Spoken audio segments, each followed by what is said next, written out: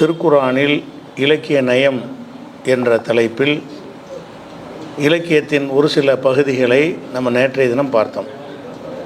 நேற்று இறுதியாக பார்த்தது ஓமை அணி என்று ஒரு அணி இருக்கிறது. இது எல்லா இலக்கியங்கள் எல்லா மொழிகள்லையும் இருக்கிறது, அது குர்ஆன்லையும் இருக்கிறது. அதனை பிறகு எடுத்து காட்டுவோம் என்று நம்ம சொல்லியிருந்தோம். இந்த ஓமை அணி மாதிரியே உருவக அணின்று ஒரு வகை இருக்கிறது. இதெல்லாம் எதுக்கு சொல்கிறோம்னா, இதை விளங்குனா தான் அந்த வசனத்தோடு நம்ம மெரிஜி பண்ணி சொல்லும்போது உங்களுக்கு எளிதாக புரியும். அதுக்காக வேண்டி நம்ம தமிழ் மொழியில் இலக்கியத்தை அறிஞ்சால் தானே அரபியில் சேர்த்து பார்க்க முடியும். இலக்கியம்னா என்னென்னு தெரியலைன்னா ஒன்றுமே விளங்காது. அதனால் தமிழில் சில விஷயங்களை சொல்லி இது புரிய வச்ச பிறகு இதே மாதிரி இருக்குது பாருங்கள் குர்ஆனில் அப்படின்னா தான் உங்களுக்கு எளிதாக விளங்கும். அந்த அடிப்படையில் இந்த ஓமை அணி என்ற வார்த்தையை நம்ம நேற்று பார்த்தோம்ல, அதில் இன்னொரு வகை என்னென்னு கேட்டால் உருவக அணின்னு வச்சுருக்கிறாங்க. உருவக அணிக்கு ஓமை அணிக்கு என்ன வித்தியாசம்னு சொன்னால், ஒரு இஸ்மாயில் சிங்கம் போன்றவன் அப்படி இந்த போன்றவன் போல அப்படின்னு சொன்னோம்னா அது ஓமை ஆகிடுது. இஸ்மாயில சிங்கம் அப்படின்னா அது உருவகம், அவனையே சிங்கம் ஆக்கிடுறது. இஸ்மாயில் சிங்கத்தை போன்றவன் சொன்னால் இவன் சிங்கம் கிடையாது, ஆனால் சிங்கத்தை போல இருக்கிறான் அப்படின்னு சொன்னால் அதுக்கு பேர் ஓமைன்னு சொல்லுவாங்க. போல போன்றன்னு சேர்ந்து வரும். அப்படி வராமல் அவனையே சிங்கம்னு சொல்லிவிடுறது. சிங்கம் வர்றான், அவன் சிங்கமாக மனுஷன் தானே, அவன் சிங்கத்தை போலன்னு சொல்கிறதில்ல.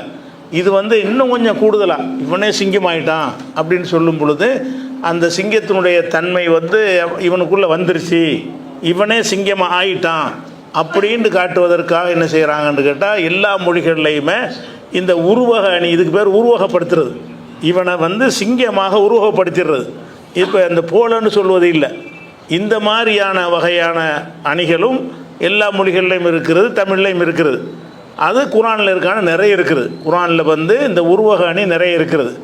உருவ அணிக்கு நம்ம சொல்வதாக இருந்தால், உதாரணமாக இப்போ நிலவு இருக்குல்ல, நிலவை நிலவு மாதிரி ஒரு ஆளுக்கு முகம் இருக்குதுன்னு சொன்னால் என்ன செய்வாங்கன்னா மதிமுகம்னு சொல்லுவாங்க.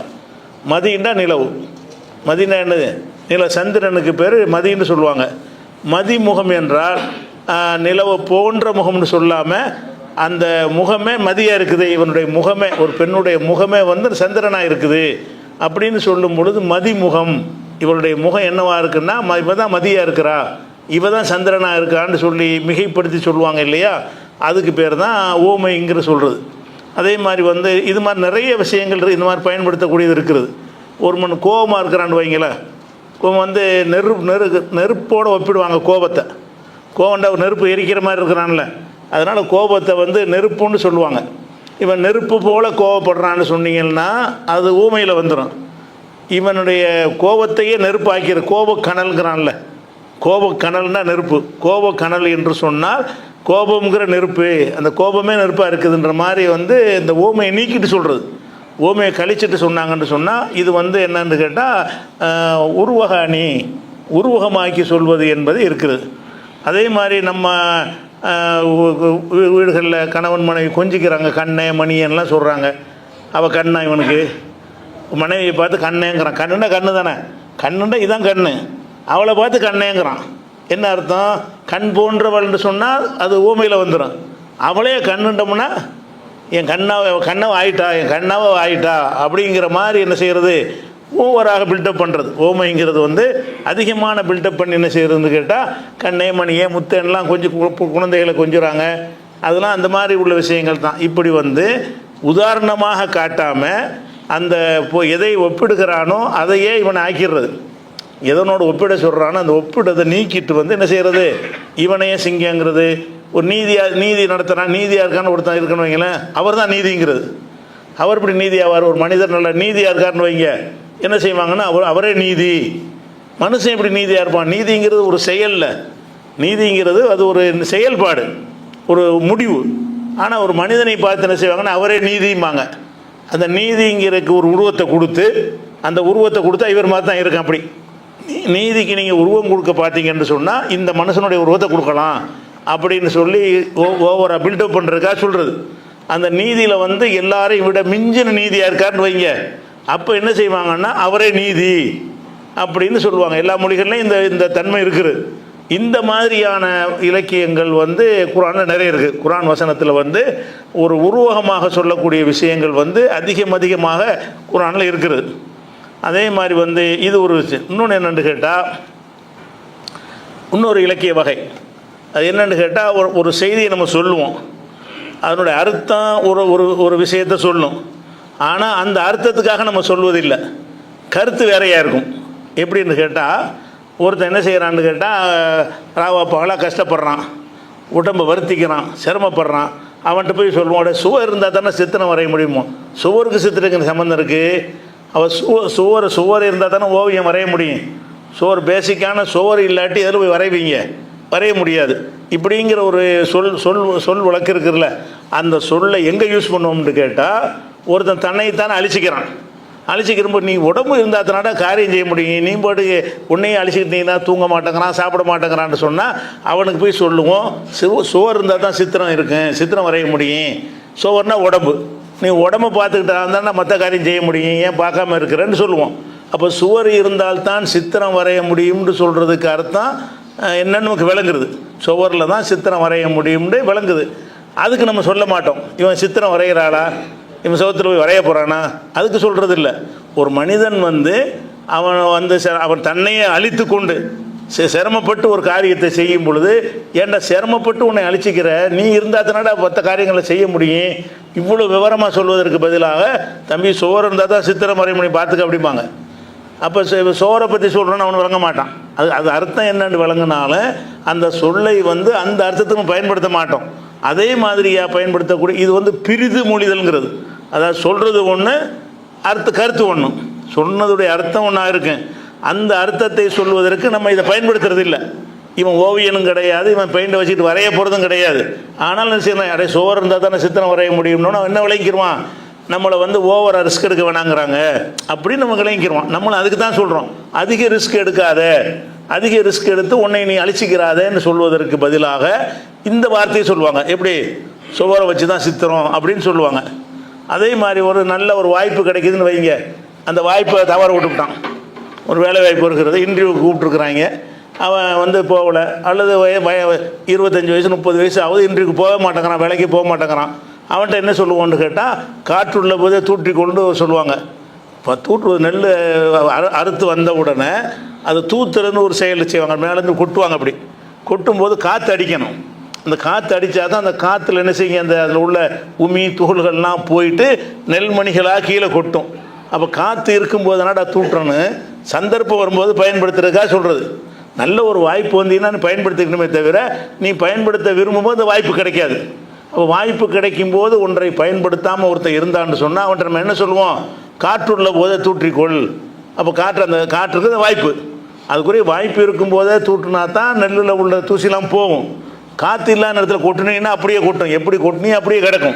பிரிக்கணும்ல, நெல்லில் இருந்த உள்ள பதர்களையும் அந்த சாவிகளையும் அந்த குப்பைகளையும் தூசிகளையும் பிரிக்கணுமாக இருந்தால் காற்று அடிக்கணும், நெல் மேலேருந்து கொட்டுவாங்க. அப்படி குடியில் வச்சுக்கிட்டு கொஞ்சம் கொஞ்சமாக கொட்டும்போது என்ன செய்யணும்னா, நெல் கனமாக இருக்குமா வெயிட்டாக இருக்குமா, அது நேராக கீழே விழுந்துடும். வெயிட் கம்மியாக உள்ளது காற்றுல கண்டிப்பாக பறந்து போயிடும். அள்ளி பார்த்தாங்கன்னா நெல்லில் ஏதோ சுத்தமான நெல்லாக இருக்கும்.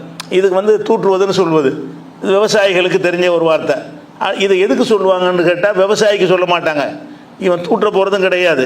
இவன் என்ன செய்கிறான்னு கேட்டால், வேலைக்கு போகாமல் சம்பாதிக்காமல் பிறகு பார்த்துக்குருவோம், 50 வயசில் வேலைக்கு போகணும்னு நினைக்கிறான்னு வைங்க. அப்படியே காற்று உள்ள போது தூற்றிக்கடா, இளமையாக இருக்கும் போது தான் வேலை செய்யணும், ஏன் சும்மா இருக்கிறேன்னு ஒருத்தனுக்கு சொல்ல நினைச்சோம்னு சொன்னால் காற்று உள்ள போதே தூற்றிக்கணுங்கிறோம்.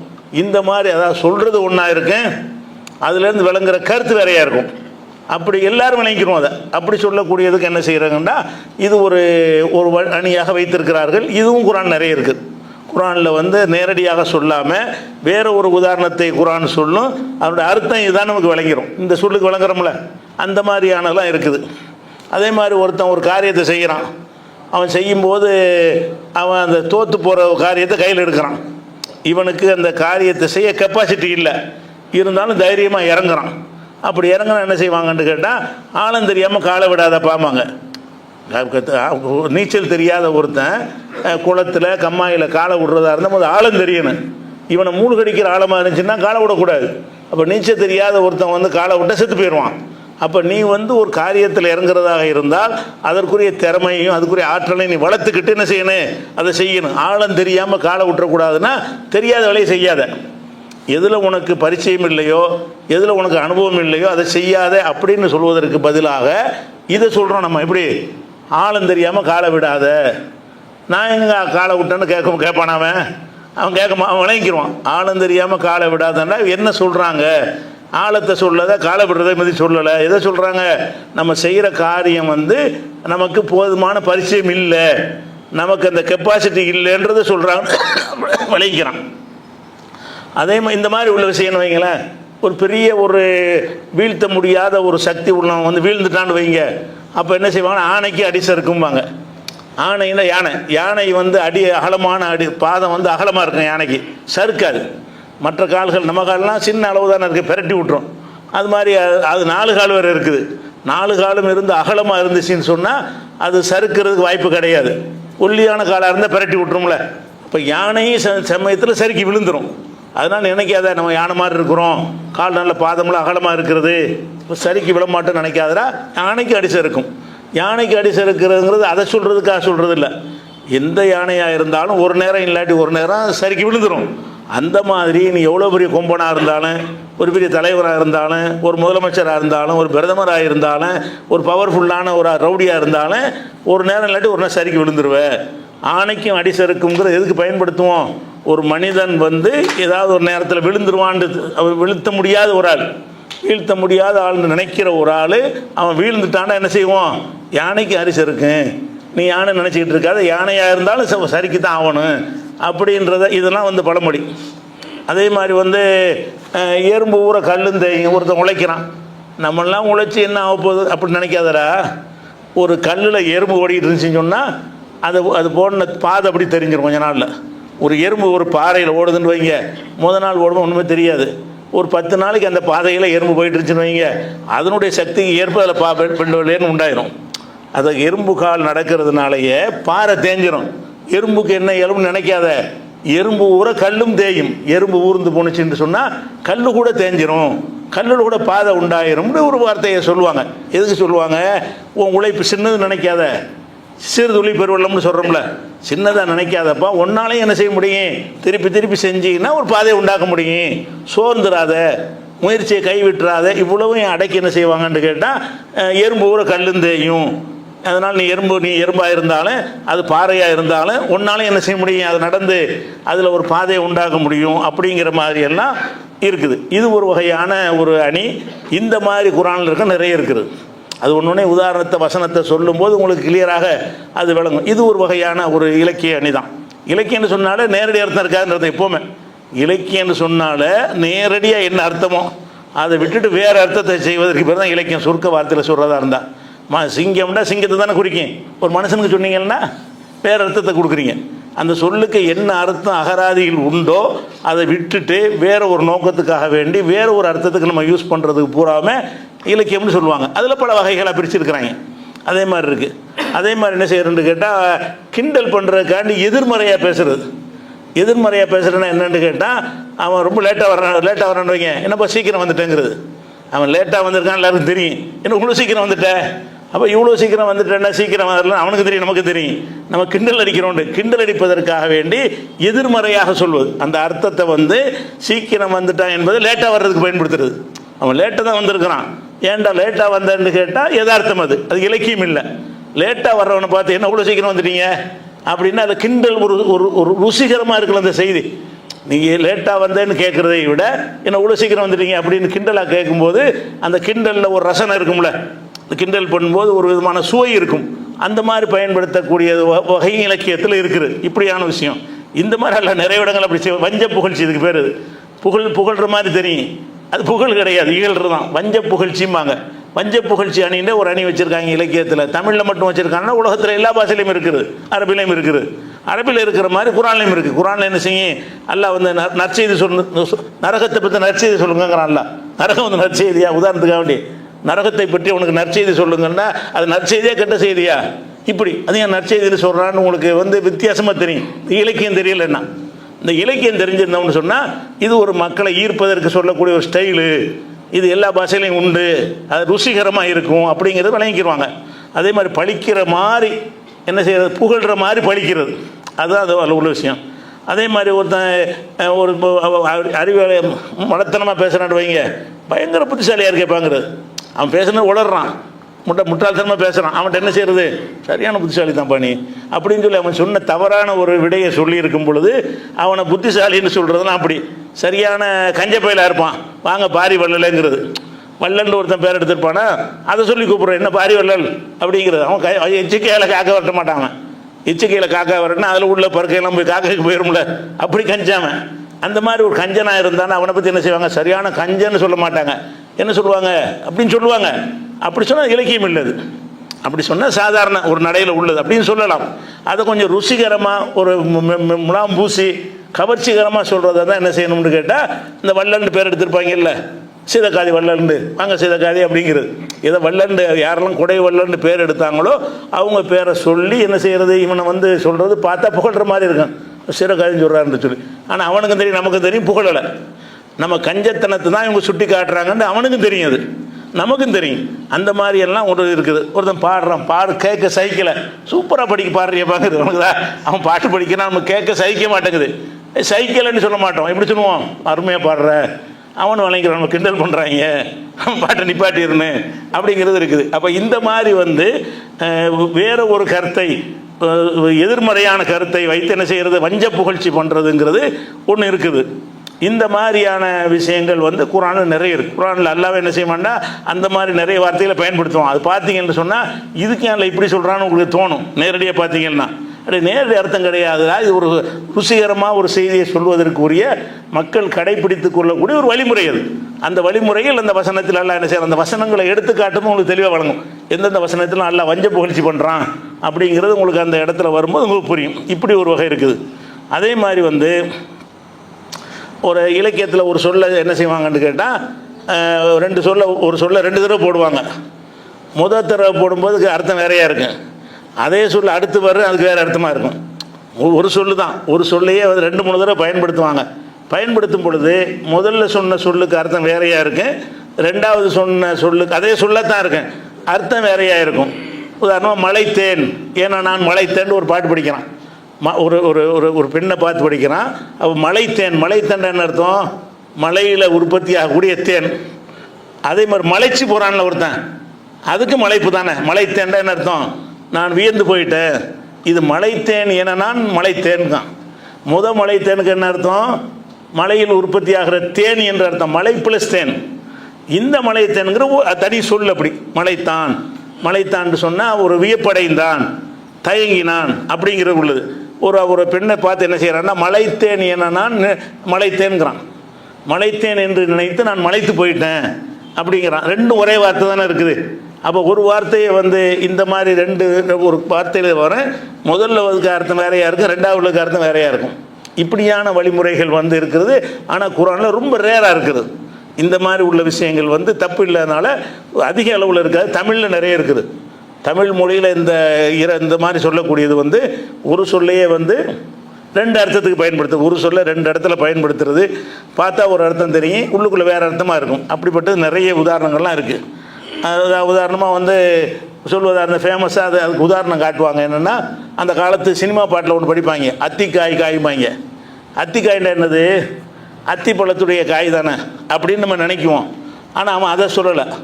அத்திக்காய்னா திக்குன்னா திசை, அத்திக்காய்னா அந்த திசையில், அத்திக்காயின்னு சொன்னால் அந்த திக்கில், அந்த திக்கில்ங்கிறது அத்திக்காய்ங்கிறான். நிலவை பார்த்து சொல்கிறான் அத்திக்காய் காய், அந்த திசையில் வந்து நீ வந்து உன்னுடைய ஒளி வீசுத்தா. காய்கிறதுனா நிலா வந்து காயுதுமாங்க. நிலாவுடைய வெளிச்சம் இருக்குல்ல, அதுக்கு என்ன வார்த்தையை சொல்லணும்னா நிலா காயுது. நிலா காயுதுன்னு சொன்னால் நிலாவுடைய வெளிச்சம் படுதுன்னு அர்த்தம். வெயில் அடிக்குதுங்கிறோம்ல, வெயில் அடிக்குதுங்கிற மாதிரி நிலாவுக்கு சொல்கிறது நிலா காயுதுன்னு சொல்லணும். நிலா வெளிச்சம் ராத்திரியில் உட்காந்துட்டு நிலாவுடைய வெளிச்சம் இருந்துச்சுன்னு சொன்னால் சரியான தமிழில் சொல்வதாக இருந்தால் நிலா காயுதும்பாங்க.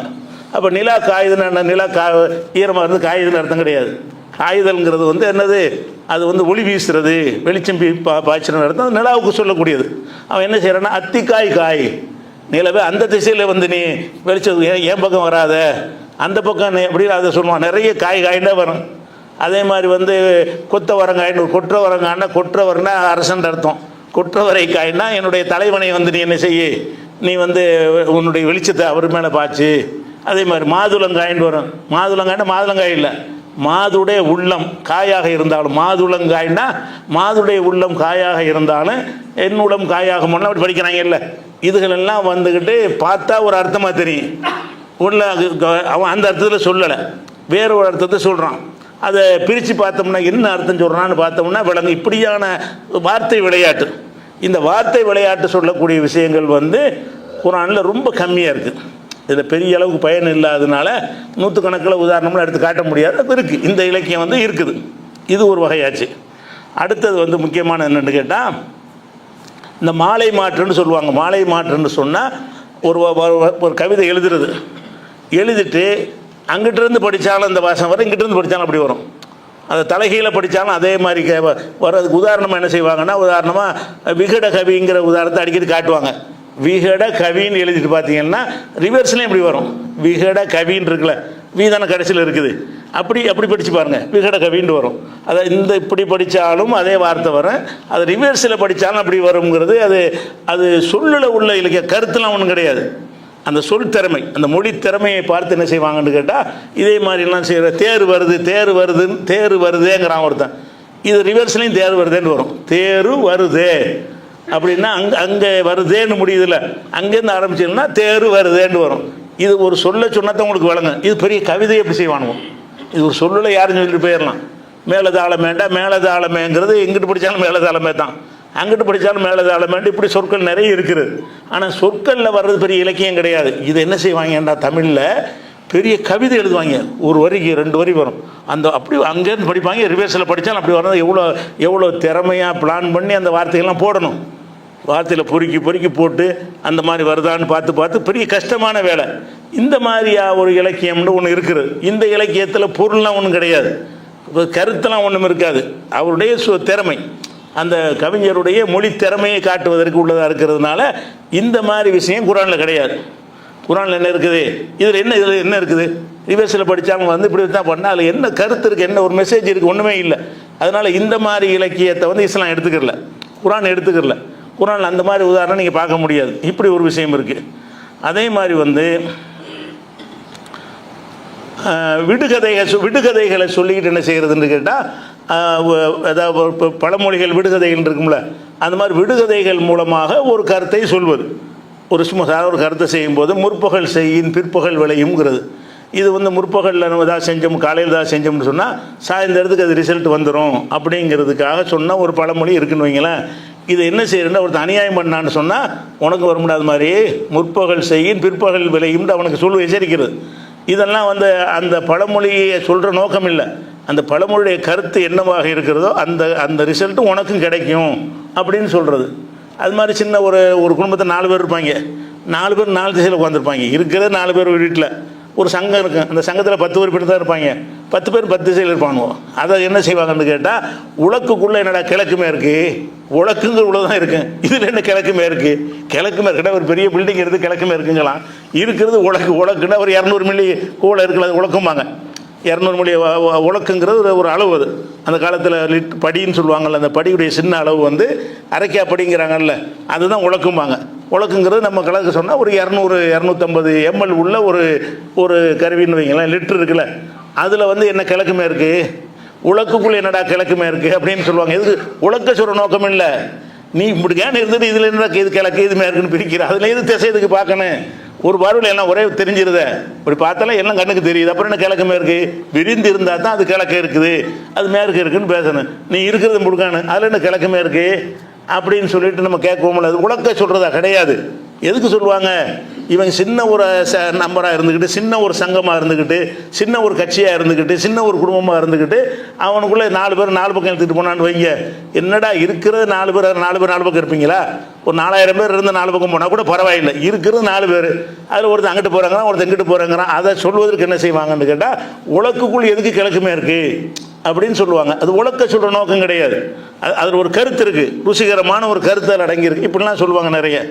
அதே மாதிரி வந்து அரைக்கிணறு தாண்டாதேம்பாங்க. ஒருத்தன் ஒரு காரியத்தை பாதியில் விட்டு போயிட்டான்னு வைங்க, நிறைய பேர் அந்த பழக்கம் இருக்குது. செஞ்சால் முழுசாக முடிச்சுட்டு போகணும், அரைக்குறையை விட்டுட்டு போயிடுவான்னு வைங்களேன். அரைக்கிணறு அரைக்கிணறு தான் விழுந்துருவீங்க. கிணறுன்னா தாண்டாமல் இங்கே நின்றுடணும், தாண்டுனா முழுசாக தாண்டி போடணும். பாதி கிணறு தாண்டினா உள்ளே விழுந்துருவீங்க. அப்போ நீ பாதி வேலை செய்யாத, எந்த வேலை செஞ்சாலும் முழுசாக செய்யின்னு சொல்வதற்கு என்ன செய்வாங்கன்னா அரைக்கிணறு தாண்டாதேம்பாங்க. அப்போ அரைக்கிணறு தாண்டாததுக்கு அர்த்தம் என்னன்னு கேட்டால், கிணறு தாண்டுறது அர்த்தம் இல்லை. அரை கிணறு தாண்டக்கூடியவன் எப்படி கிணத்துக்குள்ளே விழுந்து விடுவானோ அந்த மாதிரி ஒரு வேலையை பாதியாக நீ செஞ்சேன்னு சொன்னால் உனக்கு அந்த மாதிரி ஏற்படும் அப்படிங்கிற மாதிரி சொல்கிறது. இது மாதிரி நிறைய சிறுதுளி பெருவெள்ளம்ங்கிறது. நம்ம உழைச்சிக்கிட்டு இருக்கான், இன்னும் காசு தேர மாட்டேங்கிறான், உண்டியலில் போடுறான், உண்டியலில் போட்டு என்னங்க வரப்போகுது, அது சிறுதுளி பெருவெள்ளம்டா. இப்போ வெள்ளம் வருது, இந்த வெள்ளம்னு வருது, அது எதுலேருந்து வந்துச்சு? அது வெள்ளமாக வானத்துலேருந்து கொட்டுனுச்சா? துளியை தானே வருது. நம்ம வெள்ளம் புயல்னு சொல்கிறீங்களே, பெரிய வெள்ளம், அந்த வெள்ளம் எப்படி வந்துச்சுன்னா ஒவ்வொரு துளி துளியாக தான் வருது. ரொம்ப நேரம் வந்தவுடனே அது வெள்ளமாக போயிடுச்சு. துளி துளியாக பெய்து தான் என்ன செஞ்சு அது வெள்ளமாக வட்டி பெரிய புயலாக என்ன செய்யுது, கடலையே மூழ்கடிக்கிற அளவுக்கெல்லாம் வந்துடுதுல. அது என்ன, அது சிறு துளி தான் பெருவெள்ளமாக ஆணுச்சு. அதனால் நீ சின்னதாக நீ சேமித்து வச்சா கூட கொஞ்சம் கொஞ்சமாக சேர்த்து பாரு, எங்கேயோ போயிடும். அதனால் சிறு துளி பெருவெள்ளம்னு இதை சொல்லுவாங்க. இது மாதிரி நிறைய விஷயங்கள் இருக்குது. இந்த மாதிரி விஷயங்கள் இருக்கான்னு கேட்டால் இருக்குது குரானில். இதே மாதிரி ஓமைகளை சொல்லி பழமொழிகளை சொல்லி அதில் உள்ள கருத்தை சொல்லக்கூடிய ஒரு விஷயங்கள்லாம் இருக்குது. இது போக நம்முடைய கவிதைகள்லாம் தாண்டி நம்முடைய பேச்சு வழக்கில் கூட நம்மளே இலக்கியமாக நிறைய விஷயங்களை பேசுகிறோம். என்ன பேசுகிறோம்னா, அதாவது அது ஆகு பெயர்மாங்க. இதுக்கு என்ன செய்வாங்கன்னா, ஆகு பெயருங்கிற பேரில் ஒரு இலக்கியம் இருக்குது. ஆகு பெயரில் 16 வகை இருக்குங்கிறாங்க. அதையெல்லாம் போட்டு வழங்கினா உங்களுக்கு ட்ரையாக போயிடும். ஆகு பெயர்னால் என்னன்னு கேட்டால், அது அதனோட தொடர்பு உள்ள ஒரு விஷயத்தோடு சம்மந்தப்படுத்தி என்ன செய்வது, பேசுவதுக்கு பேர் ஆகு பெயர்மாங்க. உதாரணமாக நீங்கள் என்ன செய்கிறீங்கன்னா, ஒரு டெய்லர்கிட்ட போய் சட்டை தைக்க கொடுத்தேங்கிறீங்க. சட்டையை தைக்க கொடுக்குறீங்க, சட்டை தான் இருக்க மாதிரியே தைக்கணும். சட்டைனால தைச்சதுக்கு பேர் தானங்க சட்டை. சட்டை தைக்க கொடுத்தீங்களா, துணியை தைக்க கொடுத்தீங்களா? துணியை சட்டையாக ஆக்குவதற்கு கொடுத்தீங்களே தவிர நீங்கள் சட்டையை தைக்கலை. சோறு ஆக்குறேங்கிறீங்க, சோறு ஆக்குறீங்க, சோறுன மாதிரி ஆக்குற, சோறத்துக்கு வைக்க வேண்டியானே, சோறு இருந்த மாதிரி இப்போ ஆக்குற, நீ அரிசியை தான் ஆக்குற, அரிசியை சோறாக்குற. ஆனால் நம்ம என்ன செய்கிறோம், அதை சுருக்கத்துக்காக வேண்டி அரிசியை சோறாக ஆக்கினேன்ட்டு வார்த்தை நீளமாக இருக்குது. அதுக்காக நம்ம என்ன செய்கிறோம், சோறாக்குறேன்றோம். சோறு ஆக்குறோம், அர்த்தத்தை பிரித்து பார்த்தா என்ன வரும், சோறு நம்ம ஆக்கலையே, சோறு அது இனிமேல் தானே ஆக போகுது, அரிசியை தானே சோறு ஆக்க போகிறோமே தவிர சோறு ஆக்கலை. அப்போ சோறை பிடிச்சி ஆக்குறதுன்னு நம்ம சொல்கிறது என்ன அர்த்தம்னு கேட்டால், ஆகு போயிருதுன்னா நாளைக்கு ஆக போகுதில்ல. இது இனிமேல் தான் சோறு ஆகும். இருந்தாலும் இனிமேல் சோறாகனா கூட இப்போவே என்னது சோறுன்னு சொல்லி போடுறது, சோறாக்குறது, சட்டை தைக்கிறது, இந்த மாதிரி நிறைய விஷயங்கள் நிறைய இதில் இருக்குது. இதுக்கு பேரெலாம் ஆகு பெயருங்கிறது. அது மாதிரி ஆறு ஓடுதுமா, ஆறில் தண்ணி ஓடுமா, ஆறு ஓடாது, ஆறு அப்படி தான் இருக்கும். ஆறு ஓடுகிறது அப்படின்னு சொல்லுவாங்க. ஆறு ஓடவே செய்யாது, ஆற்றுல தண்ணி ஓடும். அதை என்ன வார்த்தை நம்ம சொல்லுவோம், ஆறு பயங்கரமாக ஓடுதுமோ. இதெல்லாம் என்னென்னு கேட்டால் அதனோட சம்பந்தம் உள்ள ஒரு விஷயத்தை சொல்லி உலகமே சிரிக்கும் அப்படிங்கிறான். உலகம் எப்படி சிரிக்கும்? உலகம் என்ன மனுஷனா? சிரிப்பு மனுஷனுக்கே மட்டும் உள்ளது. நம்ம என்ன செய்ய ஒரு விஷயத்தை செய்யும்போது இந்த மாதிரி செய்யாட உலகமே சிரிக்கும், உலகமே காரி துப்பும் அப்படிங்கிறோம். உலகம் காரி துப்பும்னா உலகத்தில் உள்ள மக்கள்னு அர்த்தம். உலகம்லாம் செய்யாது. உலகம்ங்கிறது ஒரு அறிவுள்ள ஒரு ஒரு மனிதனா, உயிரினமா அது உலகம்ங்கிறது இல்லை. ஆனால் உலகத்தில் எவ்வளோ விஷயத்தை நம்ம சொல்கிறோம். உலகம் பார்த்துக்கிட்டு இருக்கிறது, உலகம் சிரிக்கிறது, உலகம் கேலி பண்ணு, உலகம் உன்னை கிண்டல் பண்ணு. உலகம் எப்படி பண்ணு? அதுக்கு என்ன மூளை இருக்கா, அறிவு இருக்கா? அது பேசுமா முதல்ல? அப்போ உலகத்துக்கு ஒன்று கருத்து என்னன்னு கேட்டால் உலக மக்கள்னு அர்த்தம். உலகம் சிரிக்குது என்றால் நீ செய்கிற செயலை பார்த்து உலக மக்கள் சிரிப்பாங்க அப்படின்னு சொல்லுவதுக்கு என்ன செய்வோம்னு கேட்டால் உலகம் சிரிக்குதுமோ. இந்த மாதிரியான விஷயங்கள் குரானில் என்ன செய்கிறது, நிறைய இருக்கிறது. இது மாதிரி உள்ள விஷயங்கள். அதே மாதிரி நம்முடைய உதாரணமாக ஒரு ஆளுக்கு 100 ரூபா கொடுக்க சொல்லி சொல்ல முடியுங்களா? தலைக்கு 100 ரூபா கொடுக்காம, தலைக்கா கொடுக்குறோம்? மொத்த உடம்புக்கு தான் 100 ரூபா கொடுக்குறோம். ஒரு 10 பேர் இருக்கிறாங்கன்னா தலைக்கு 10 ரூபா கொடுப்போம். தலைக்கு 10 ரூபாயா? கைக்கு எவ்வளோ கொடுக்குறது, இப்போ காலுக்கு எவ்வளோ கொடுக்குறது? தலைக்கு மட்டும் கொடுக்குறதா? தலைன்னு சொல்லுவோம். தலையை கொண்டு கருத்து முழு மனுஷன் அர்த்தம். தலைக்கு 100 ரூபா கொடுன்னு சொன்னால் என்ன செய்வோம், தலைக்கு அர்த்தம் தலை தான், அகராதி அர்த்தம். ஆனால் நம்ம தலைக்கு 100 ரூபா கொடுன்னு சொல்வது எந்த அர்த்தத்தில் சொல்கிறோம்னு கேட்டால், இந்த தலை தான் பிரதானமாக இருக்கிறதுனால அந்த மனுஷனே தலையாக்கிற, தலை தான் மனுஷன் அப்படின்னு காட்டுவதற்காக வேண்டி தலைக்கு 100 ரூபா கொடு அப்படின்னு சொல்கிறோம். இதெல்லாம் என்னது, ஒரு மனிதனோட சம்பந்தம் உள்ளதை வைத்துக்கொண்டு அதை என்ன செய்யறதுன்னா மாற்று பொருளை பயன்படுத்துறது. இது ஆகு பெயருமாங்க. இந்த மாதிரி விஷயங்கள் நிறைய அதிக அளவில் இருக்கு குரானில். இந்த மாதிரி உடைய பேச்சில் இருக்க, உங்கள் பேச்சில் அப்படி தானே பேசிக்கிட்டு இருக்கிறீங்க. நம்ம பேச்சில் கூட என்ன செய்கிறது, அவர் நமக்கு வலது கைமா, அவர் எப்படி உனக்கு வலது கை வருவார்? வலது கை ஓண்டையில் இருக்கிறது, இவர் தான் நமக்கு வலது கைமாங்க. அவர் எப்படிப்பா உனக்கு வலது கை ஆவார்? அவர் வலது கை இந்த இருக்குது, அவர் அவர் மனுஷன், அவர் கையுடைய இடத்துல கொண்டு வைக்கிறது. அவரை வலது எப்படி எனக்கு முக்கியத்துவம் வாய்ந்ததாக இருக்கிறதோ அந்த மாதிரி அவருடைய ஒத்துழைப்பு எனக்கு ரொம்ப தேவையாக இருக்குது. இதை சொல்லுவார். இப்படிலாம் பயன்படுத்தக்கூடிய சொற்கள் இது ஆகு பெயருமாங்க. இது பல வகை, இந்த 16 வகையும் பிரித்து பேசினா அது வேறு மாதிரி ட்ரையான பாடமாக போயிடும். பல வகை இருக்குது. சம்மந்தம் இல்லாமல் சிந்திச்சு பார்த்தா அந்த அர்த்தம் வராது. சிந்திக்காமல் நம்ம சொல்லுவோமே தவிர இதுக்கு என்ன அர்த்தத்தில் சொன்னேன்னு கேட்டால் நமக்கே புரிஞ்சிடும். நம்ம இந்த சட்டையை சோறாக்குறதுக்கு கேட்டால் என்ன செய்வீங்க? சோத்தை ஆக்குறேன்னு கேட்டால் இல்லையே, அரிசியை தானே சோறாக்குறோம், மாற்றி சொல்லணும்னு உங்களுக்கு விளங்கிடும்ல. நம்மளுக்கே விளங்கிடும். நம்மளே சிந்திச்சு பார்த்தா விளங்கிடும். நம்ம அந்த சரியான அர்த்தத்துலையும் புரிஞ்சுக்கிடுவோம். சோத்தை போட்டு ஆக்குறேன்னு புரிஞ்சுக்கிறவே மாட்டோம்.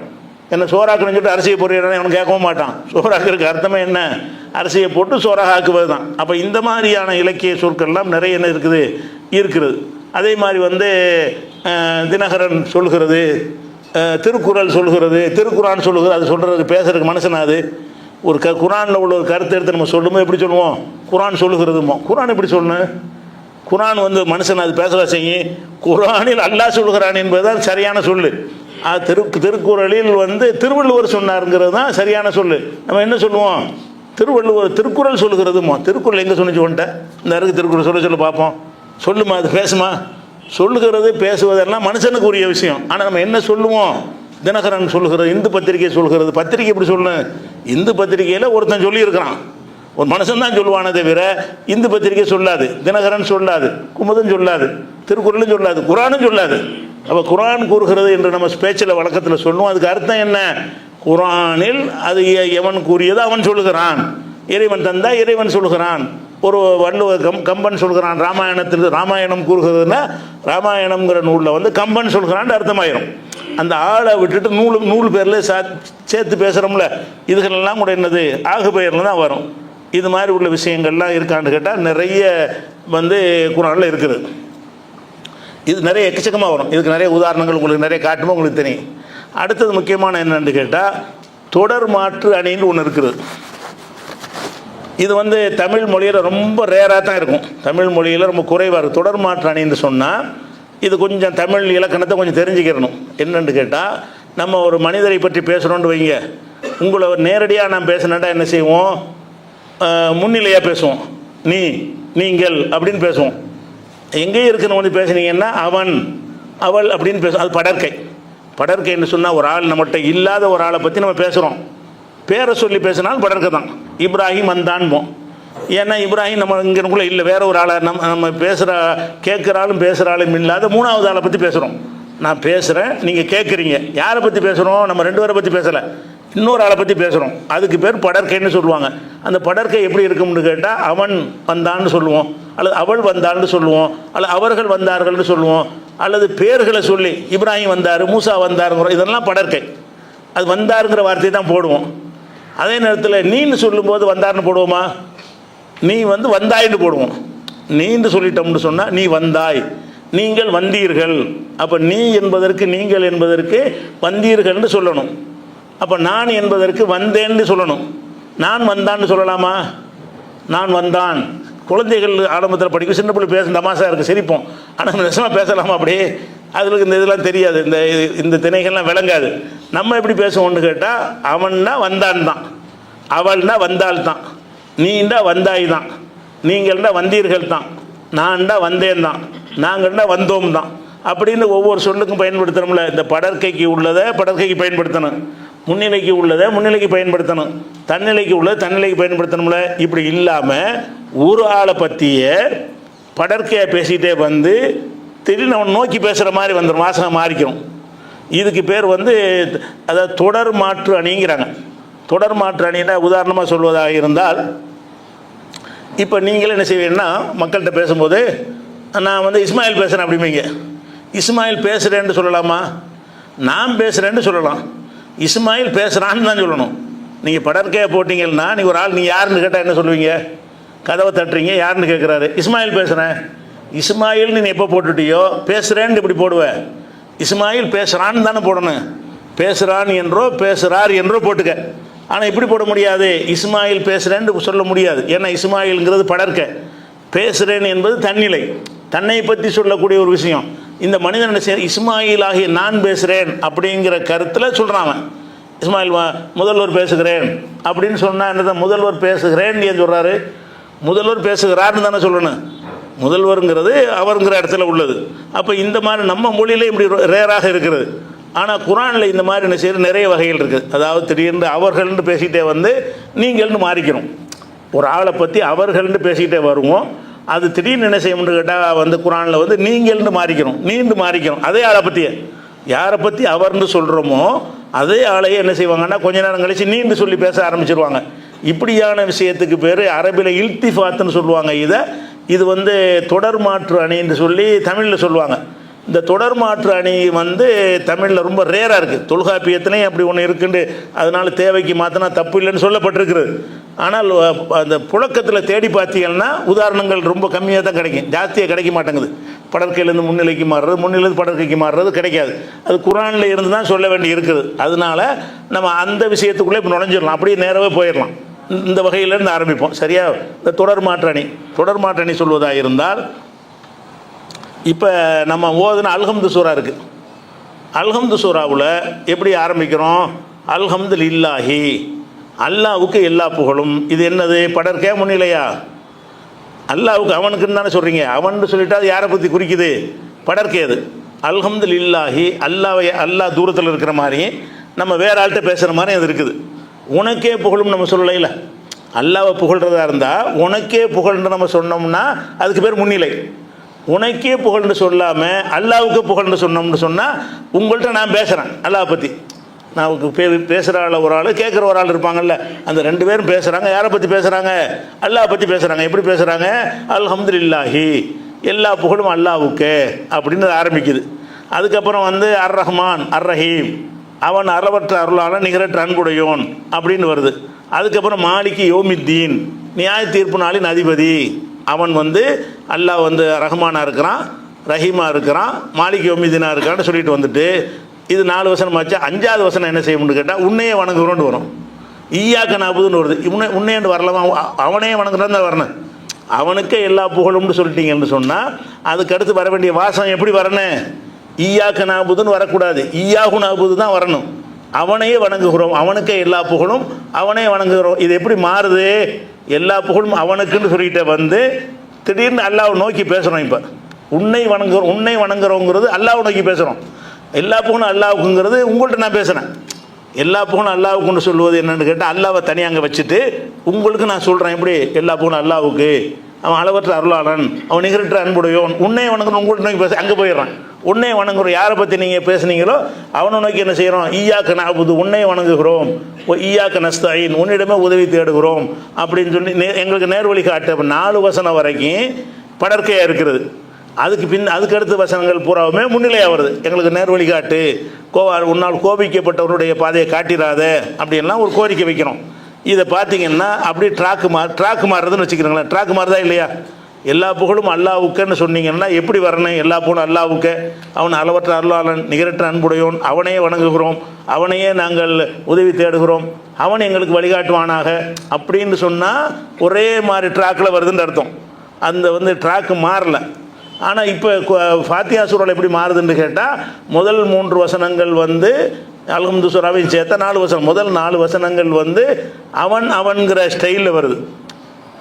அவனுக்கே புகழ், அவன் அளவற்ற அருளாளன், அவன் நிகரற்ற அன்புடையோன்னு சொல்லி இது அவன்கிற ஸ்டைலில் அது வருது. அப்படி வரும் பொழுது அவனை வணங்குறோன்னு தானே வரணும். உன்னை வணங்குறோன்னு திரும்பி நம்ம அல்லாவை நோக்கி பேச ஆரம்பிச்சிடும். மனுஷனை நோக்கி பேசிகிட்டு இருக்கிற மாதிரி முதல் வார்த்தைகள் இருக்கிறது. அதுக்கப்புறம் வந்து யாரை பார்த்து புகழ்கிறோமோ அவனை நோக்கி திரும்பிடுறோம் நம்ம. அப்போ அல்லாவுக்கே எல்லா புகழும்னு சொல்கிற அந்த அல்லாஹ் தான் உன்னைங்கிறது. உன்னைன்னு சொல்லுவது அந்த அல்லாஹ் தான், அவன் சொல்லுவது அந்த அல்லாஹ் தான். இதில் 2 இடத்துலையும் யாரை குறிக்குது அந்த வார்த்தை? அவனுக்கே எல்லா புகழுங்கிறது அல்லாஹ் தானே குறிக்குது.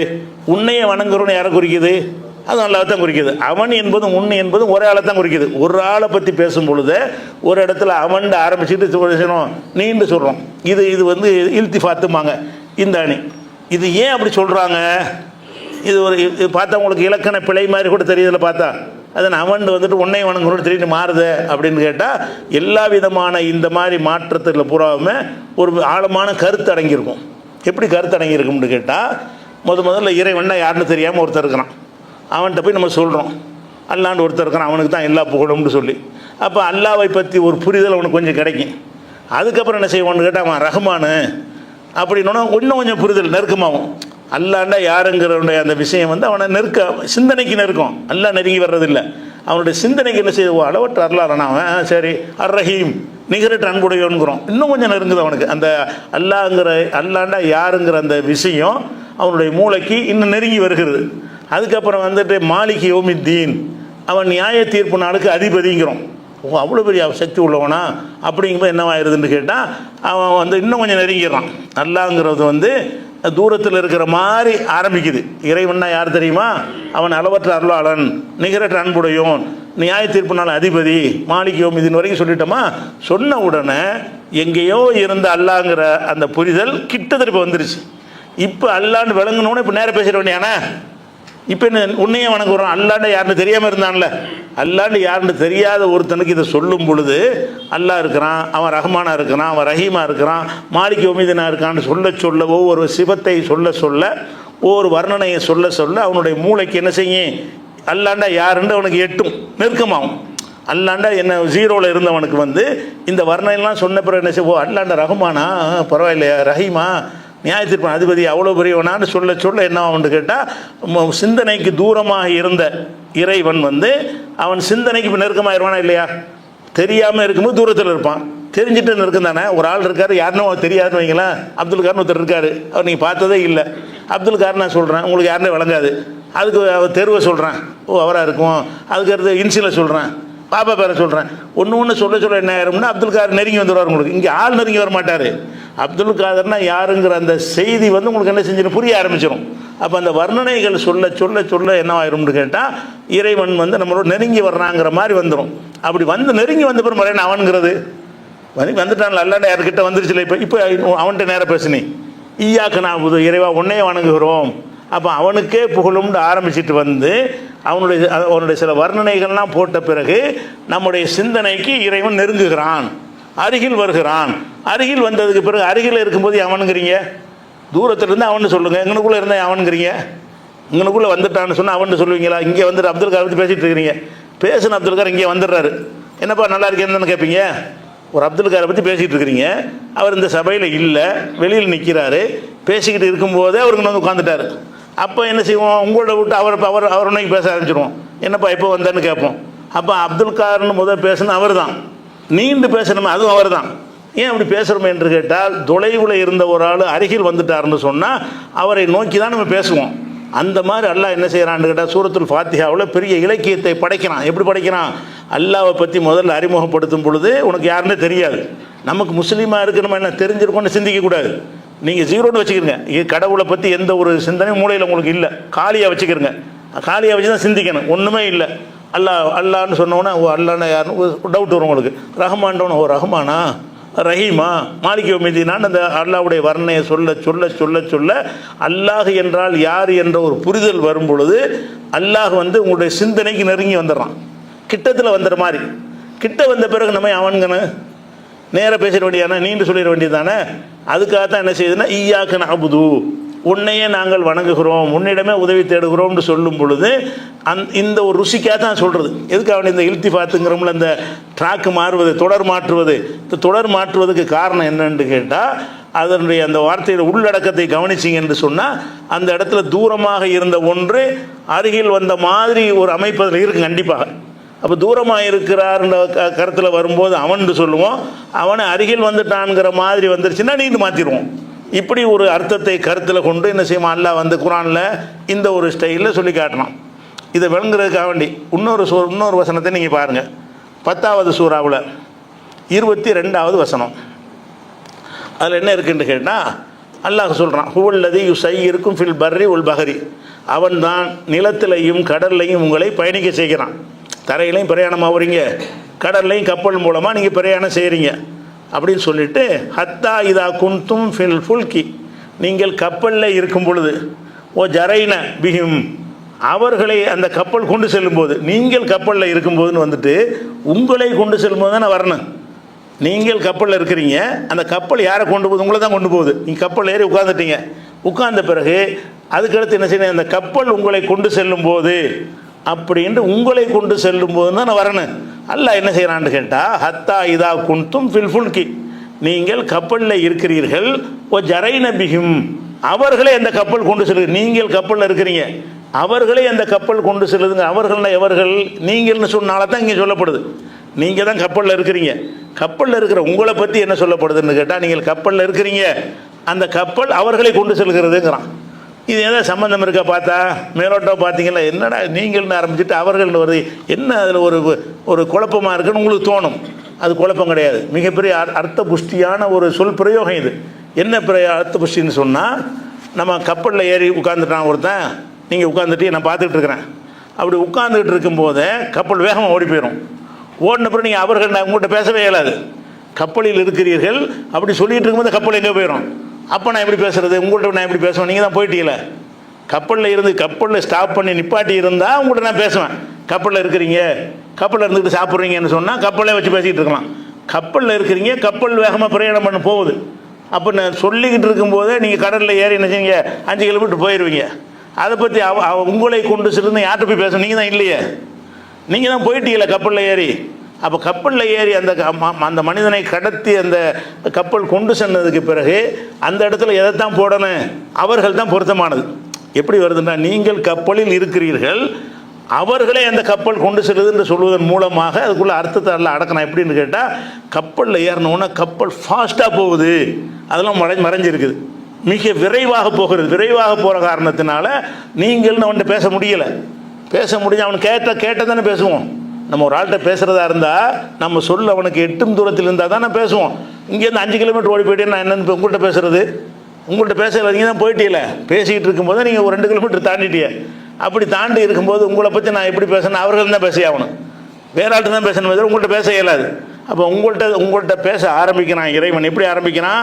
ஹத்தா இதா குன்தும் ஃபில் ஃபுல்கி, நீங்கள் கப்பலிலே இருக்கும் பொழுது, ஓ ஜரைன பிஹிம், அவர்களை அந்த கப்பல் கொண்டு செல்லும் போது அவர்கள மாறிடுது. அப்போ நீங்கள் கப்பலில் இருக்கும்போது உங்களை கடலில் கப்பல் கொண்டு செல்லுதுன்றா தான் மேலோட்டமாக பார்க்கும்போது சரியான சொல்லாக உங்களுக்கு தெரியும். அல்லாஹ் என்ன செய்யறான்? ஒரு ஆழமான அர்த்தத்தில் வைக்கிறான். என்னடா கப்பலில் இருக்கு, பிரயாணத்தில் பஸ்ஸில் ஏறி உட்காந்துட்டாங்க, பஸ்ஸில் உட்காந்து ரெண்டு பேசிக்கிட்டு இருக்கிறீங்க, என்னப்பா நல்லா இருக்கேன்னு கேட்கும்போது பஸ் ஓடி போயிடுச்சு. அடுத்த வார்த்தை எங்கே பேசுவீங்க? எப்படி அவன்கிட்ட பேசுவீங்க? பஸ்ஸில் ஏறி உட்காந்துட்டான், உட்காந்த உடனே என்ன செய்யுது, வேகமாக பஸ் எடுத்துட்டாங்க, என்னப்பா நல்லா இருக்கியான்னு இங்கே போயிட்டான். அவர் போயிட்டு மாதிரி அவர் இருந்தால் நீங்கள் பேசுவீங்க, இருக்கிறாட்டு சொல்லுவீங்க, அவர் போயிட்டாருப்பா வேகமாக போயிட்டாரு அவருன்னு ஆரம்பிச்சிடுவீங்க. அவரை பற்றி நீங்கள் பேச ஆரம்பிப்பீங்க, அவரை பற்றி நீண்டு சொல்லி ஆரம்பிப்பீங்க. நீ இருக்கிறாய், நீ பஸ்ஸில் ஏறுகிறாய்ன்னு பேசுவீங்க. நீண்டு பேசிக்கிட்டு இருக்கும்போதே பஸ் வேகமாக போச்சுன்னு சொன்னால் அந்த அடுத்த வார்த்தை நீ அவன்கிட்ட எப்படி பேசுவீங்க? ஸ்பாட்டில் இல்லையே, வந்தால் எங்கே போயிட்டானே, அப்போ நீங்கள் அடுத்த ஆட்டு தான் பேசணும். அப்போ இந்த ஒரு தன்மை உள்ளடக்க நல்ல பெரிய அதான் இறை வேதம்ங்கிறது. இதெல்லாம் சிந்திச்சுலாம் பார்க்க மனுஷனுக்கு தமிழ்லாம் ஜாஸ்தியாக கிடையாது. அரபில் மட்டும் குரானில் மட்டும் ஏன் இருக்குன்னு கேட்டால் அல்லாஹ் அதையெல்லாம் கூட யோசிக்கிறான். கப்பலில் இருந்தீர்கள்னு சொல்லிட்டு அவர்களை நோக்கியே நீங்கள் போகிறீர்கள்னா அவன் போயிடுவான். எப்படி பேசுறது? மனிதன் பேசுகிற மாதிரி ஸ்டைலாக அல்லாஹ் யார்ட்ட வேணாலும் பேசுவான், அது ஒரு விஷயம்.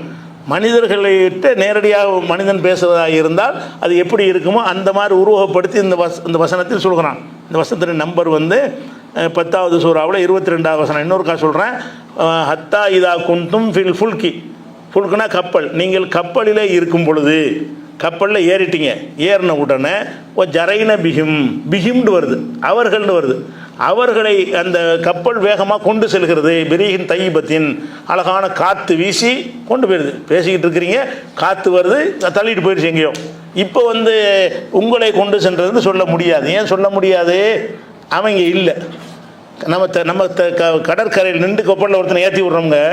நம்ம கடற்கரையில் நிற்கிறோம், ஒரு ஆளை கப்பலில் ஏற்றுறோம், ஏற்றி நல்லபடியாக ஏறிக்கப்பான்னு சொல்லிகிட்டு இருக்கும்போது அங்கேயே போயிடுச்சு. அடுத்த சில விஷயங்களை சொல்ல வேண்டியது அவன்கிட்டயே சொல்லுவோம். அவன் தான் போயிட்டானே, காற்று வேகமான காற்று அடிக்கிறது, அவனை 2 கிலோமீட்டர் 3 கிலோமீட்டர் கொண்டு போயிடுச்சு. இப்போ நம்ம அவன்கிட்ட போய் பேச முடியுமா? அவன்கிட்ட பேச முடியாது. ஏன்னா அவன் தூரமாக போயிட்டான். அப்போ அந்த மாதிரி வரும்போது அந்த வார்த்தை மேட்சாவாதுன்னு சொல்லித்தான் அல்லாஹ் என்ன செய்கிறான்னு கேட்டால், நீங்கள் கப்பலில் இருக்கும்போது அவர்கள் காற்றின் மூலமாக பயணிக்கும் பொழுதுன்னு அவர்கள்னு மாற்றுக்கிறான். இது இந்த இலக்கியத்தை தெரிஞ்சவன் இதை ரசிப்பான். இலக்கியம் தெரியாத என்ன செய்வான்? அவர்கள் நீங்கள் குழப்புத குரானு, அவர்கள் அவர்கள் கப்பலில் ஏறி, நீங்கள் கப்பலில் ஏறினீர்கள், அவர்கள் போனார்கள். அந்த அவர்கள்ங்கிறது யார்? அவர்கள் இவன் தான். அவர்கள்னு சொன்னது இவன் தான், நீங்கள்னு சொன்னது இவன் தான். அது ஏன் நீங்கள் என்பதை அவர்களாக மாறுதுன்னு கேட்டால், அந்த அந்த கப்பலில் போகிற பிரயாணத்தை பற்றி சொன்ன காரணத்தினால பேசிகிட்டு இருக்கும்போது அவன் போயிடுவான். உங்களை அடுத்தடுத்த வார்த்தையை உங்கள்கிட்ட கேட்க மாட்டாங்கும் போது வேற ஆள்கிட்ட தான் பேசணும். இப்படின்ற விளக்கத்தை சொல்லி பார்க்கும்போது என்ன அற்புதமாக இருக்குது. அப்போ தான் தெரியும் உங்களுக்கு. ஸோ சாதாரணமாக பார்த்தோம்னு சொன்னால் இலக்கியத்தை கழிச்சிட்டு நேரடி அர்த்தத்தின்படி நீங்கள் பார்த்தீங்கன்னு சொன்னால் இதை இந்த ருசிகரத்தை நம்ம அறிய முடியாது. அப்படிங்கிற ஒரு விஷயத்தை நம்ம பார்க்குறோம். இது ஒரு உதாரணம். அதே மாதிரி வந்து ஹஜ்ஜிக்கு போகிறோம்ல, ஹஜ்ஜி சம்பந்தமாக பேசக்கூடிய ஒரு வசனம். அது என்ன வசனம்னு கேட்டால் 2வது சூறாவில் 196வது வசனம். அதில் உள்ள சாராம்சத்தை நம்ம சொல்லிடுறோம். என்ன சொல்கிறோம்னு கேட்டால், ஒரு மனிதன் வந்து ஹஜ்ஜுக்கு இஹ்ராம் கட்டிட்டான்னு சொன்னால் அவன் என்ன செய்யக்கூடாதுன்னா தலையெல்லாம் மலிக்கக்கூடாது. இஹ்ராம் முடிஞ்சுட்டு தான் என்ன செய்யணும், மொட்டை அடிக்கணும். இஹ்ராமோடு இருக்கும்போது முடியெல்லாம் வெட்டக்கூடாதுன்னு இருக்குது. அதே நேரத்தில் வந்து இஹ்ராம் அணிந்த நேரத்தில் தலையில் பேணுக்குன்னு அரிப்பு சிரங்கெல்லாம் இருக்குன்னு வைங்க, அவனுக்கு தாங்க முடியலை, அதுக்காக அவன் மொட்டை அடிக்கிறான்னு வைங்க, அது குற்றம் கிடையாது. மொட்டை அடிச்சுட்டு நீ பரிகாரம் கொடுத்துரு. மொட்டை அடிச்சுட்டு அந்த இஹ்ராமுல செய்யக்கூடாத காரியத்தை செஞ்சதுக்காக வேண்டி அதுக்கு ஒரு பரிகாரம் கொடு. என்ன பரிகாரம் கொடுக்கணும்னு சொன்னால், நீ வந்து ஒரு 10 நோன்பு வைக்கணும். 10 நோம்பில் வந்து 3 நோன்பு அங்கே வச்சுப்பிடு, 7 நோம்பு ஊரில் வந்து வைங்கிறது இந்த வசனம். இந்த வசனத்துடைய சாராம்சத்தை விளங்கிக்கிறங்க. ஒருவர் வந்து இஹ்ராமில் இருக்கிறாரு. இஹ்ராமில் இருக்கும் நேரத்தில் என்ன செய்கிறாரு, தலையில் பேனா இருக்குது. இஹ்ராமில் இருக்கும்போது மொட்டை அடிக்கக்கூடாது. இஹ்ராம் முடிகிற வரைக்கும் அந்த ஒரு வாரது 8வது நாள் இஹ்ராம் கட்டுவாங்க. ஹஜ்ஜிக்கு 13 வரைக்கும் அந்த இஹ்ராமில் இருப்பாங்க.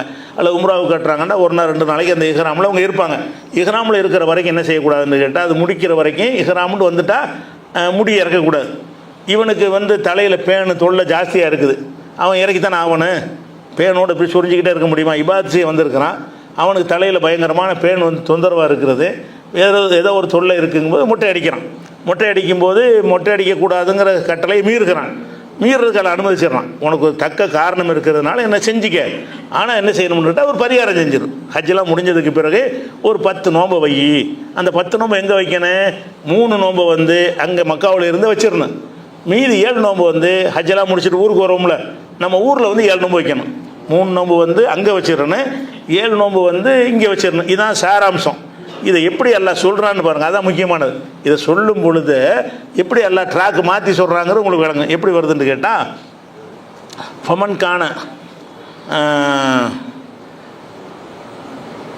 மின்கும் அறியலர், உங்களில் யாராவது நோயாளியாக இருந்தால், அவுபிஹி அதம் ரசிஹி, அவனுடைய தலையில் ஏதாவது தொல்லை இருந்தால், தொல்லைங்கிறது பேன் தொல்லை மாதிரி உள்ளது இருந்தால், ஃபஃபிதியத்துன் மின் சியாமின், அவன் நோம்புங்கிற ஒரு பரிகாரத்தை செய்யணும்.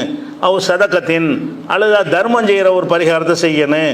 அவ் நுசுக்கின், நுசுக்குன்னா ஒரு ஆடு மாடு அறுக்கிறது, அந்த பரிகாரத்தை செய்யணும். ஃபமு கொய்தா அமீன்தும், நீங்கள் அச்சமற்ற நிலையை அடையும் பொழுது, எதிரிகள் வந்து உங்களுக்கு ஹஜ்ஜிக்கு போகிற தடுக்கிறாங்க, அப்படி இருந்தாங்கன்னா இப்போ நீங்கள் போக முடியாது. அவன் தடுக்கப்படாமல் இருந்தீங்கன்னா ஃபமன் தமத்தா பில் உம்ரத்தில் ஹஜ்ஜி, ஹஜ்ஜியோட உம்ராவை ஒருத்தர் சேர்த்து செஞ்சாரையானால் ஃபமஸ்தைசர் மினல் ஹதி, அவர் இயன்ற பழிப்பிராணியை கொடுக்க வேண்டும். இயன்ற பழிப்பிராணி, ஹஜ்ஜையும் உம்ராவையும் சேர்த்து செஞ்சார்னு சொன்னால் அவர் என்ன செய்யணும், ரெண்டையும் சேர்த்து செஞ்சதுக்காக வேண்டி ஒரு ஹதிங்கிற பேரில் ஒரு ஆட்டை என்ன செய்யணும், அவர் அறுக்கணும். அதுக்கடுத்து சொன்னான் ஃபமல்லம் எஜிது, யார் அது கிடைக்கவில்லையோ ஃபொசியாமு தலாசத்தி ஐயாமின், 3 நாட்கள் நோன்பு வைக்க வேண்டும். ஃபில் ஹஜ்ஜி, ஹஜ்ஜில் வைத்து 3 நாட்கள் நோன்பு வைக்க வேண்டும். ஓ சபாத்தின் இதா ரஜத்தும், நீங்கள் திரும்பிய பிறகு 7 நாள் வைக்க வேண்டும் இருக்குது. இதான் முக்கியமானது.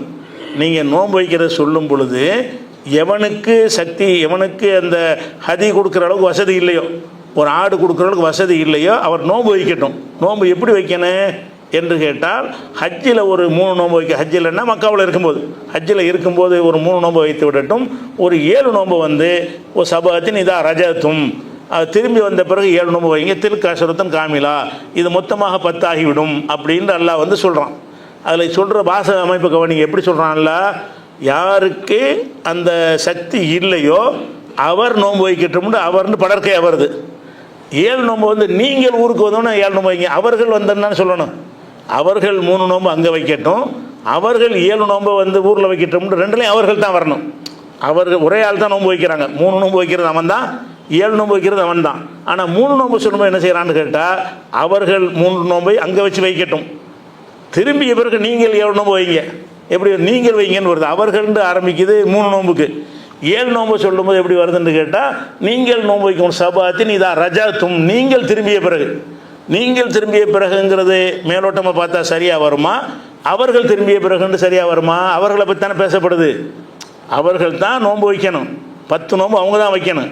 வைக்கும்போது என்ன செய்யணும், 3 நோன்பு அங்கே வச்சுக்கப்பா, அங்கே வைக்கட்டும் அவர்கள், 7 நோன்பு வந்து ஊரில் போய் வைக்கட்டும், அவர்கள் வைக்கட்டும் அப்படின்னு சொல்லாமல் எப்படி வாசகத்தை அல்லா போடுறான்னு கேட்டால், நீங்கள் வந்து ஹஜ்ஜிக்கு இது பரிகாரம் கொடுக்க வேண்டியதாக இருந்தால் என்ன செய்யணும், நீங்கள் ஹஜ்ஜி கொடுக்க சக்தி இல்லாட்டி, ஒரு ஆடு அறுத்து குர்பானி கொடுக்க சக்தி இல்லைன்னு சொன்னால் நீங்கள் ஒரு 10 நோன்பு வைங்க. அந்த நீங்கள் அவர்கள் 10 நோன்பு வைக்கட்டும், 3 நோன்பை அந்த ஊரில் இருந்து வைத்துக் கொள்ளட்டும், 7 நோன்பை நீங்கள் ஊருக்கு வந்த பிறகு வைங்க, அவர்கள் ஊருக்கு வந்த பிறகு வைங்கிறது தான் கரெக்டான நடைப்படி பார்த்தீங்க என்று சொன்னால், அவர்கள் 3 நோன்பு அங்கே வைக்கட்டும்னு சொல்லிட்டு நீங்கள் திரும்பிய பிறகு 7 நோன்பு ஊரில் வைங்கன்னு என்ன அர்த்தம்? அவர்கள் 3 நோன்பை மக்காவில் வைக்க வேண்டும், நீங்கள் திரும்பிய பிறகு 7 நோன்பு வைக்கணும்னு சொன்னால் ரெண்டுமே ஒரு ஆளை தான் சொல்ல போகுது. 2 சேர்த்து தான் 10 நோன்பு வருதுங்கிறான்ல. ஒரு நபருக்கு தான் இந்த பரிகாரத்தை எல்லாம் சொல்கிறான். சொல்லும் பொழுது அவர்களுக்கு 3 நோன்பு, உங்களுக்கு 7 நோன்புன்ற 2 பார்ட்டி கிடையாது. அவர்கள்னு யார் சொல்லப்படுறாங்களோ அவங்க தான் நீங்கள்ங்கிறது. அதே ஆள் தான் 10 நோன்பு வைக்கிறார். அதை சொல்கிற வாசகத்தில் எல்லாம் என்ன செய்கிறான்னு கேட்டால், அவர்கள் மக்காவில் 3 நோன்பு வைக்கட்டும், நீங்கள் ஊருக்கு திரும்பின பிறகு நீங்கள் 7 நோன்பு வைங்க அப்படின்னு சொல்லும் பொழுது நீங்கள்னே மாறுது. அவர்கள் இருந்தால் தானே கரெக்டாக இருக்குது. மேலோட்டமாக பார்க்கும்போது ஒருத்தனை பற்றி பேசுகிறோம்னு சொன்னால் அவனுக்குள்ள சட்டத்தை அவன் சொல்லி முடிச்சிட வேண்டியது தானே. அவன் 3 நோன்பை அங்கே வைக்கட்டும், அவன் 7 நோன்பை இங்கே வைக்கட்டும்னா மேட்ச் ஆகுது. அவன் 3 நோன்பை மக்காவில் வைக்கட்டும், அவன் 7 நோன்பை ஊரில் வைக்கட்டும், இது வந்து பொருத்தமாக இருக்குது. மேலோட்டமாக பார்த்தா இதில் எப்படி வருது, அவன் 3 நோன்பு அங்கே வைக்கட்டும், நீங்கள் ஊருக்கு திரும்பி 7 நோன்பு வைங்க, நீங்கள்னு மாறுது. வேற ஆள் நோக்கி பேசுகிற மாதிரி மாறுது. ஆனால் வேற ஆள் நோக்கி பேசல, அவனுக்கு தான் பேசுது. இந்த சட்டம் அவனுக்கு தான் சட்டம். அப்போ ஏன் இந்த மாதிரி இது அல்லா ட்ராக்கை மாற்றுறான்னு கேட்டால் அதில் ஒரு அர்த்தம் இருக்குது. என்னன்னு கேட்டால், நம்ம வந்து மெட்ராஸுக்காரன், உதாரணமாக மெட்ராஸுக்காரன் வச்சுக்கிறோங்க, மெட்ராஸுக்காரன் அங்கே போயிருக்கான். அங்கே போயிருக்கும்போது அவனை பற்றி பேசுவோம். எப்படி பேசுவோம்? அவன்கிட்ட தானே பேசுவோம். சென்னையை சேர்ந்த ஒருத்தன் வந்து மக்காவுக்கு போயிருக்கிறான், இந்த மாதிரி ஃபிதியா கொடுக்கணும்னு கேட்குறான். நம்ம இங்கே கேட்டால் நம்ம என்ன சொல்லுவோம், உங்கள் சட்டம் கேட்குறீங்க, அவருக்கு என்னங்க செய்கிறது அப்படின்னு கேட்கும் பொழுது, அவர் 3 நோன்பு அங்கே வைக்கணும் அப்படின்னு நான் உங்கள்கிட்ட சொல்லுவேன். நீங்கள் என்கிட்ட கேட்குறீங்க என்னென்னு கேட்டால், இப்ராஹிங்கிறவர் சென்னையை சேர்ந்தவர் ஹஜ்ஜிக்கு போயிட்டார். அப்போ வந்து இந்த மாதிரி ஒரு ஹஜ்ஜி கொடுக்க முடியாத நிலையில் இருக்கிறாரு, அவர் என்ன பரிகாரம் செய்யணும்னு நீங்கள் என்கிட்ட வந்து கேட்குறீங்க. உங்களில் ஒரு ஆள் என்கிட்ட கேட்குறீங்க. நான் என்ன சொல்லுவேன், அவர் வந்து ஒரு 3 நோன்பு அங்கே வைக்கட்டும், 7 நோன்பு இங்கே வைக்கட்டும்னு நான் சொல்லுவேன்ல. அப்படி சொல்லும் பொழுது 3 நோம்புட்டு சொல்லும்போது அங்கே இருக்கிறாரு, 7 நோம்பு இங்கே வந்துடுறாருல. இப்போ அவர்கிட்ட சொல்லிட வேண்டியதானே. நான் இங்கே இப்போ சென்னையிலேருந்து நான் கேட்கும்போது உங்கள்கிட்ட என்ன சொல்ல போகிறேன், அவர் தான் வந்துடுறாரு. நீங்கள் திரும்பி வந்த பிறகு 7 நோம்புன்னு சொல்லும்போது அங்கே இருந்தவன் இங்கே திரும்பி வந்துடுறான். அப்போ திரும்பி வந்த பிறகு அவன்கிட்ட பேசிடலாமே. திரும்பி வந்துட்டான்னு சொன்னால் மறைய அவன்ட்டு நம்ம பேசணும், நீண்டு பேச வேண்டியதானே. தூரத்தில் அவன் அங்கேயே இருந்துக்கிட்டு இருந்தால் தான் அவன்ட்டு சொல்ல முடியும். அவன்ட்டு சொல்லி அங்கே இருக்கும்போது அவன் 3 நோம்பு வைக்கட்டும், நீங்கள் இங்கே வந்த பிறகு 7 நோம்பு வைங்கன்னு சொல்கிறது என்னென்னு கேட்டால், அதுக்கெல்லாம் ஹஜ்ஜை முடிச்சு வந்துட்டான். 3 நோம்பு வைங்கன்னு சொன்னதுக்கு பிறகு பிரயாணப்பட்டு அவன் சென்னைக்கு வந்து ஏன் முன்னாடி வந்துட்டான். இப்போ வந்து நான் உங்கள்கிட்ட அவன்கிட்ட சொல்லிட்டு போகிறேன், உங்கள்கிட்ட ஏன் சொல்லணுன்னே, உங்கள்கிட்ட 3 நோம்பு செய்து சொல்லும்போது அங்கே இருந்தான். இந்த 7 நோம்பு செய்து சொல்லும்போது இங்கே வந்துட்டான். இப்போ நேரம் வந்துட்டாங்கும் போது என்ன செய்யணும், நீங்கள் 7 நோம்பு வைங்கன்னு இவனுக்கு தானே சொல்லணும். இப்போ அவனை நோக்கி பேசும்போது நீங்கள் ட்ராக் மாற்றி தானே அவனு இவ்வளவு நுணுக்கமாக இல்லை கவனித்து என்ன செய்கிறான்னு கேட்டால், 3 நோம்பு அங்கே வை. அது எப்படின்னா இந்த இங்கே இருந்து பேசுகிற மாதிரி, எந்த ஊர்லேருந்து புறப்பட்டானோ அந்த ஊர்லேருந்து பேசுகிற மாதிரி உருவகப்படுத்தி அவன் வந்து அதில் வழக்கம் சொல்கிறான். அவருக்குரிய சட்டத்தை வந்து 3 நோம்பு அங்கே வைக்கட்டேன் சொல்லிக்கிட்டு இருக்கும்போது இங்கே வந்துட்டான். யாரை பற்றி பேசுகிறோமோ அவன் என்ன செய்யலாம், இந்த மறுக்க உட்காந்துட்டான். மறையும் அவர் 7 நோம்பு வைக்க நான் ஏன் சொல்ல போகிறேன், இந்த இருக்கார் அவர், இவரும் இங்கே பேசுகிறேன், நீ தான் வந்துட்டு ஏப்பா 7 நோம்பு இங்கே வை அப்படின்னு சொல்லுவோம். அப்போ அவன் என்று இருந்த நிலை வந்து தூரமான ஊரில் இருக்கிறான். நீங்கள்னு சொல்லும்போது கிட்டத்தில் வந்துட்டான். அப்போ கிட்டத்தில் வந்துட்டான்னு சொன்னால் அவனை நோக்கி அவர்கள் நம்ம பேசணும், நேரடியாக பேசிடலாமே அப்படிங்கிற ஒரு உள்ள அர்த்தம் இலக்கிய சுவையில் இருக்கிறது. அந்த சுவையை விளங்காதவங்க என்ன செய்வாங்கன்னு கேட்டால், இதெல்லாம் இலக்கண பிள்ளைன்னு சில பேர் என்ன செய்யறாங்க, இந்த கிறிஸ்துவ மிஷினரிகள்லேருந்து இலக்கண பிள்ளையாக இருக்குது, பெரிய பெரிய இலக்கியத்தோடு சொல்லப்பட்டிருக்கிறது. ஆனால் என்ன செய்கிறாங்க, அவர்னு ஆரம்பிக்க நீங்கள்னு மாறுது, என்ன இது அப்படின்னு கேட்குறாங்க. தெரியலை, அந்த இலக்கியத்தினுடைய சுவை விளங்காமல் என்ன செய்கிறாங்க. பெரிய பெரிய புலவர்கள்லாம் அந்த இலக்கியத்தை படைச்சிருக்காங்க அரபுல. அரபு மொழியில் இந்த சாதாரணமாக இந்த மாதிரி ஸ்டைல் பயன்படுத்த இருக்குது. தமிழில் கம்மியாக இருக்குது, அரபு மொழியில் சாதாரணமாக இருக்குது. அப்போ அந்த ஒரு மொழியில் குர்ஆன் அருளப்படுமோ அந்த மொழியில் எந்த மாதிரி ஸ்டைலெல்லாம் பயன்படுத்தினாங்களோ அந்த ஸ்டைலை எல்லாம் இஸ்லாம் வந்து சரியானது பூரா எடுத்துக்கொண்டது. குர்ஆன் அதே ஒரு ஸ்டைலில் நம்ம பேசுவோம், அந்த மக்கள்கிட்ட தானே பேச வேண்டி இருக்கிறது. அந்த மக்கள்கிட்ட பேசுகிறதுனால அந்த மக்கள் எதையெல்லாம் இலக்கியமாக கருதுனாங்களோ அதையெல்லாம் கையில் எடுத்துக்கிட்டு இஸ்லாம் பேசுது. அதனால தான் இந்த விஷயத்தை இப்படி சிந்திச்சு ஒருத்தன் பார்த்தான்னு சொன்னால் என்ன அற்புதமான ஒரு சொல்லாட்சின்னு பாருங்களேன். அதாவது அவன்ட்டு சொல்லும்போது அவன் அந்த ஊருக்கு எப்போ வந்துட்டானா கிட்ட வந்துட்டானா இல்லையா, அவன் அங்கே இருக்கும்போது நம்மளை விட்டு தூரமாக இருக்கிறான், ஊருக்கு வந்த பிறகு நம்மகிட்ட கிட்ட வந்துட்டான். அப்போ அங்கே இருக்கும்போது நம்ம எப்படி பேசுவோம், அவன்ட்டு பேசுவோம். அவனே இங்கே வந்துட்டானே எப்படி பேசுவோம், நீங்கள் தானே பேசுவோம். எப்படி அர்த்தம்லாம் உள்ள அடங்கியிருக்குன்னு பாருங்கள். அவன்ட்டு சொல்கிற நேரத்தில் அவன் மக்காவில் இருக்கிறான், 3 நோம்பு வச்சுவிட்டான், 7 நோம்பு வைக்க இங்கே வந்துட்டான். இங்கே வந்த பிறகு கிட்ட வந்துட்டான்ல, எனக்கு கிட்ட ஒருத்தன் நீங்கள்லாம் உட்கார்ந்து இருக்கும்போது உங்களை பற்றி அவர்கள்ட்ட பேச முடியுமா, நீங்கள்ட்டு பேசணுமா? முன்னாடி நீங்கள்லாம் உட்கார்ந்துருக்கீங்கன்னா நீங்கள்ட்டு தானே பேசணும், உங்களை பார்த்து பேசணும். அவர்கள் எப்படி பேசுறது, நான் தான் இங்கே இருக்கேனே அப்படின்னு சொல்லிடுவீங்க. அப்போ இவ்வளோ பெரிய உள்ள அர்த்தத்தோடு இது இருக்குன்னு சிந்திச்சு பார்த்தான்னு சொன்னால் அது இலக்கியத்தை ரசிப்பாங்க.